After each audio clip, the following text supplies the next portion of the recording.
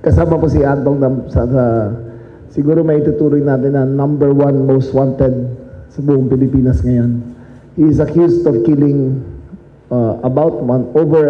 maybe about 100 over 100 missing Sabogueros.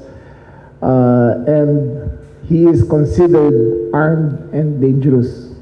Kahit sabihin na na-cancel ang kanyang firearms, si Atong po ay bumibiyahe ng hindi kumukulang ng 20 ang bodyguard lagi.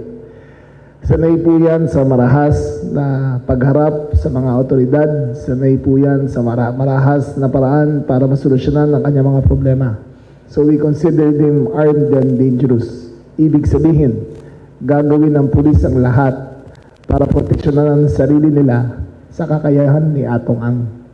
Si Atong Ang po ay ang manhunt po sa kanya ay buong 320,000 members ng PNP ay hahanapin siya sa buong Pilipinas. At lahat ng paraan na kailangan gawin para kunin siya ay gagawin namin.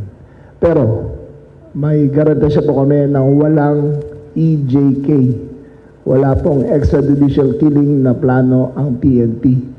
Mag-iingat lang po ang ating mga kawal na hindi sila masaktan sa pagkuha kay Atong Ang. Dagdag po dyan, ang DILG po ay maglalagay ng 10 milyong pisong patong para sa kanyang aresto. Any information leading to the conclusive arrest of Atong Ang will merit a 10 million peso reward. No questions asked. Basta ikaw yung nagbigay ng impormasyon leading directly to the arrest, ay 10 milyon ang reward para sa kanya.